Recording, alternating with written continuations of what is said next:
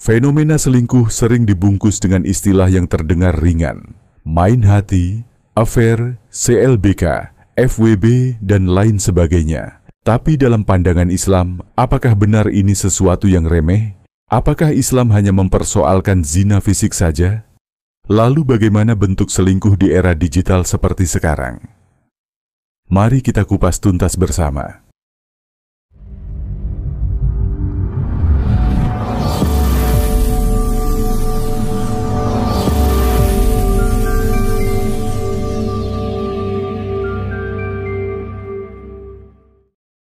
Assalamualaikum warahmatullahi wabarakatuh. Selamat datang kembali di Suara Zikra Channel. Alhamdulillah, masih diberi nikmat iman dan kesehatan. Karenanya, marilah kita isi hari ini dengan ilmu dan inspirasi yang mendekatkan diri kepada Allah.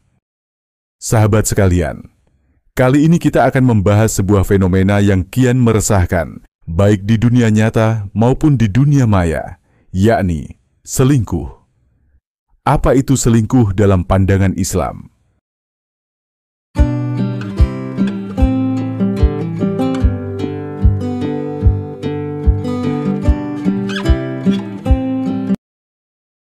Dalam istilah umum, selingkuh adalah pelanggaran komitmen terhadap pasangan, baik secara emosional maupun fisik, dengan orang lain. Islam memandang selingkuh bukan hanya soal berzina. Bahkan main hati, pesan-pesan mesra, tatapan genit, atau hubungan emosional rahasia juga termasuk dalam perbuatan yang dilarang.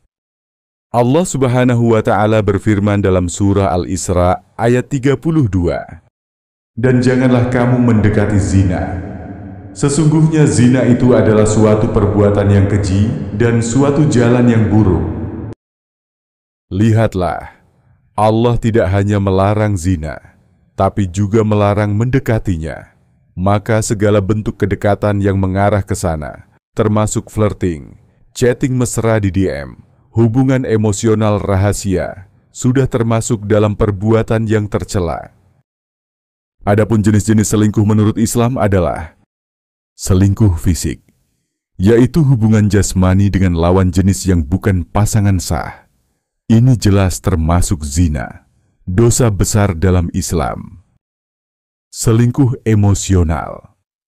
Ketika seseorang menyimpan rasa cinta, perhatian khusus, atau keintiman batin kepada orang lain, selain pasangannya. Walau tidak bersentuhan, hati dan pikiran sudah berpaling.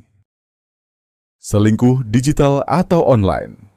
Chatting mesra dengan mantan. Saling kirim emoji love atau kiss di DM, menonton konten sensual secara sembunyi-sembunyi. Ini semua bisa jadi gerbang ke arah dosa. Rasulullah Shallallahu Alaihi Wasallam bersabda, "Sesungguhnya Allah telah menetapkan atas anak Adam bagiannya dari zina. Ia akan mendapatkannya tanpa bisa menghindar.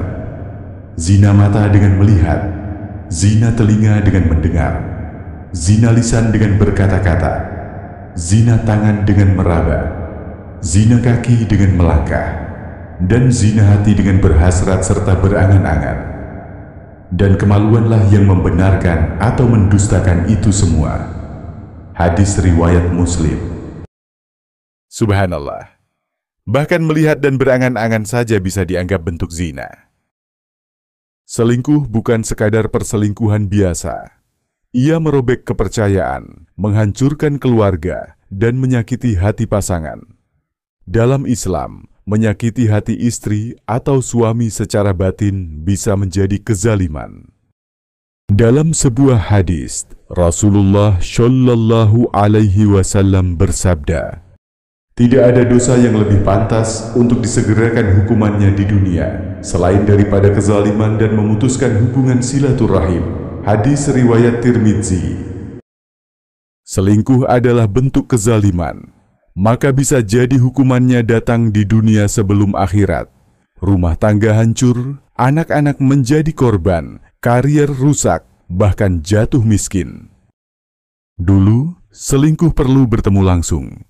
Kini, hanya dengan scrolling Instagram, TikTok, atau WA, dosa bisa terjadi. Fenomena ghosting pasangan demi yang lebih menarik di DM atau berselingkuh di balik akun palsu sudah menjadi penyakit zaman. Tapi ingat, kita mungkin bisa menyembunyikannya dari manusia, tapi tidak dari Allah.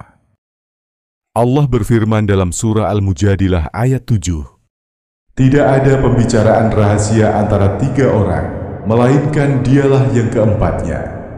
Dan tidak pula 5 orang, melainkan dialah yang keenamnya. Kamu mungkin bisa menghapus chatnya, tapi Allah tetap menyaksikan semuanya.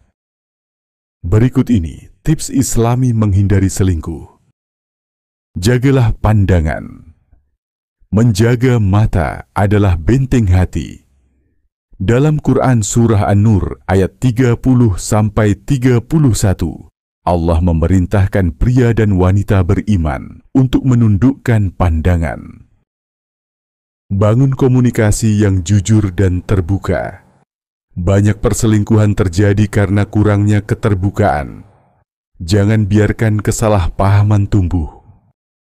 Hindari godaan media sosial. Jangan follow akun yang mengundang syahwat. Jangan balas pesan yang tidak perlu. Hapus chat yang membuat hati bergetar pada yang bukan pasangan. Isi hati dengan takwa. Ingat selalu bahwa Allah Maha melihat, bahkan saat kita sendirian.